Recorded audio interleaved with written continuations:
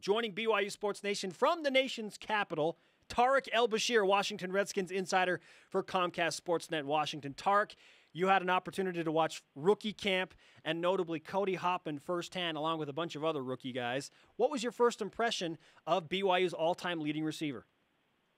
Well, the first thing that stood out is the fact that he's almost 6'4", and that's something the Redskins have been lacking for a number of years in their roster, is a big target wide receiver. The tallest guy on their roster right now is Leonard Hankerson. He's 6'2", and he's also out of action right now after tearing a couple of ligaments in his knee midway through last season. So one of the things the Redskins really needed to address in the draft was a big target wide receiver. They kicked some tires in free agency, weren't able to come to terms with anybody.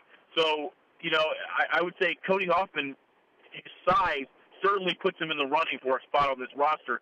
It's really hard to say how good a guy looked in rookie camp because for the most part he's going up against defensive backs who aren't going to be anywhere near an NFL roster in a couple of weeks. That said, his size stood out. He's not a burner. He's not the fastest guy on the field, but he made some nice catches. You can see he has a big catch radius. He has some really nice hands. And when we talked to Jay Gruden afterwards, he said he really likes the way he runs his route. You wrote a blog about Cody, and you interacted with Cody. I guess your impressions of him off the field, having spoken with him now. Yeah, he was really sharp. I enjoyed talking to him. Talked to him for about 5 minutes after the fourth session at Redskins Park. And, the one thing that really stood out to me was the fact that he kept coming back to the fact that he said, maybe I need to work harder. He made it sound to me like, his athleticism, his size really helped him in college football. But going undrafted kind of underscored to him that you got to take your work ethic and your effort level to another level to make it in the NFL. And he sounded really determined to fix whatever problems, caused him to slip off of draft boards. He told me he thought he was going to go in the 5th or 6th round, 7th round at the latest, and actually he ended up sliding all the way out. So he's certainly a determined young man right now. Tarik El-Bashir, Washington Redskins insider for Comcast SportsNet Washington, also wrote for 13 years for the Washington Post on BYU Sports Nation. The Redskins have a new head coach, Jay Gruden, and I read in your article that Coach Gruden mentioned Cody and the emphasis on special teams being the way that he really makes this roster. Besides special teams, what else does Cody have to do to impress Coach Gruden and make a certain spot for him in the 53? I would say he's going to have to be very, very good throughout the summer. One thing that Jay Gruden, and we're still getting to know him, but he likes consistency. He doesn't want a guy who's going to be a flash in the pan and, have a really good OTA and then a bad mini camp and then another good OTA session. He looks for guys that are steady, that are good every single day, that bring the work ethic and the focus and the energy level every single day. When you look at the Redskins roster, the top 3 wide receivers are locked in. Pierre Garçon, Deshaun Jackson, Andre Roberts. That right there is 1, 2, 3. Maybe not necessarily in that order. I think Garçon might have something to say about that. Yeah. But those 3 guys are locked in. But then you look at the next group of players. The Redskins have typically kept 6 wide receivers on their roster. They got Leonard Hankerson, who I mentioned earlier. They got Aldrick Robinson, who's a small guy who's really, really fast, but really hasn't been consistent throughout his NFL career. And then you got Santana Moss, who at 34 years old, I think the Redskins would like for him to stick around. But if you look at his contract and the very little bit of guaranteed money that's in it, he's certainly not guaranteed of anything. So, there are 3 jobs that are going to be open for Cody to reach up and grab one if he is consistent throughout the offseason. What kind of role do you see Cody having on the team if he makes the 53?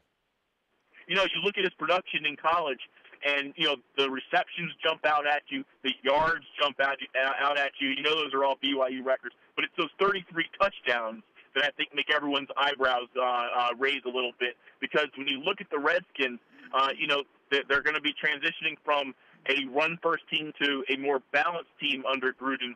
And right now they just don't have anyone that, when they're inside the 20-yard line, that makes them a red zone threat through the air, that is.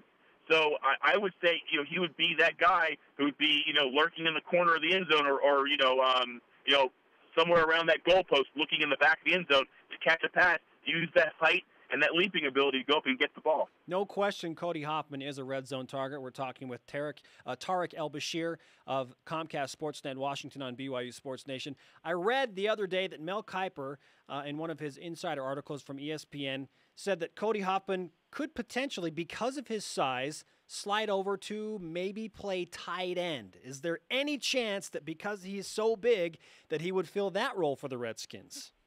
I don't think the Redskins are looking at him as a potential tight end target. He's got the height. I don't know if he has the size. Because the one thing Jay Gruden really likes with his interior offensive lineman and his tight ends is size, not just height, but also just mass. Yeah. And Jordan Reed is kind of a star in making here in Washington, former Florida tight end, and he reported a little bit light. 245 pounds was a little bit light to Jay Gruden. So I just don't see Hoffman being able to put on the kind of weight that would allow him to be a tight end. They also already have 3 tight ends on the roster, and they're probably looking for another who's going to be a blocking specialist. I would say he's going to be a wide receiver. Gotcha. Tarik, walk us through the schedule that Cody has the next couple weeks as he continues to try and make the 53 through the summer. Well, the first introduction to the Redskins program came over the weekend in rookie camp. What's next for him? They have OTAs beginning on May 27th.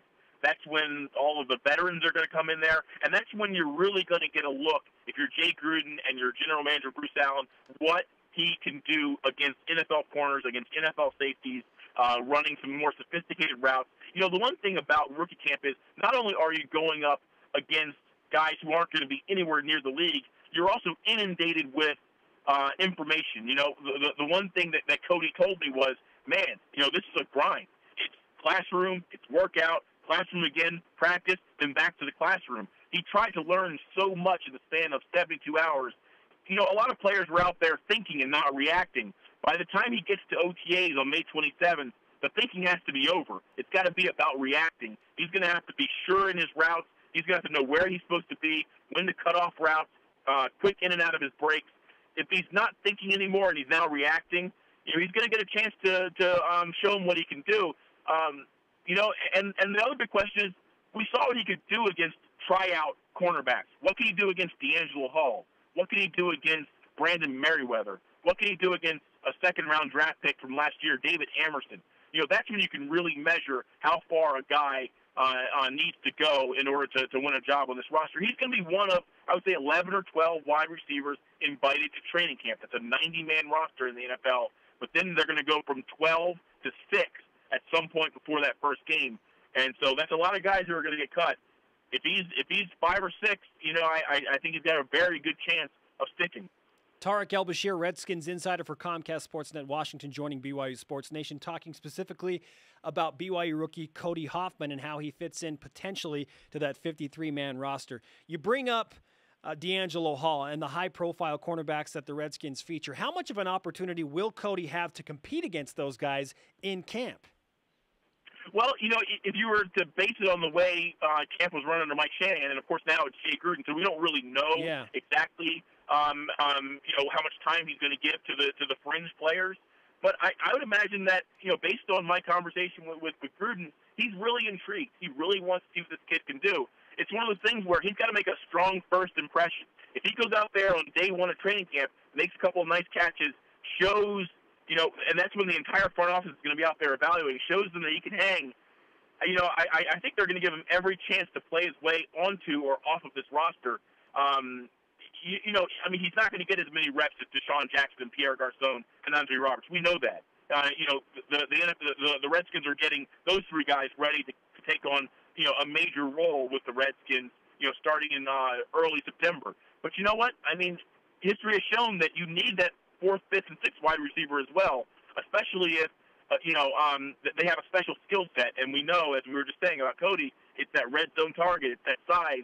So I expect him to I would say he'd get into 3 or 4, or maybe all 4 preseason games.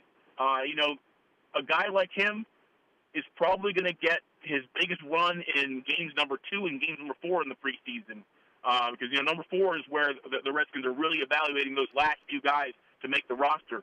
So, if he has a good game 2 and a good game 4, I'd say he has a pretty decent shot. Tarik El-Bashir, Redskins insider for CSNWashington.com, is on BYU Sports Nation. What are some of your perceived strengths and weaknesses for Cody Hoffman? Well, the one thing I would say that jumped out at me was his hands, because there were a number of routes that he ran. They were very crisp routes, and like I said, he has a wide catch radius. You can see he has those sure hands, those powerful hands. He reaches out and he plucks the ball out of the air. He looks the part. The one thing that also stood out to me was his lack of burst off the line. Watching him out there against some of the rookies, it's really hard to gauge speed because you're not seeing him against Deshaun Jackson or Pierre Garçon.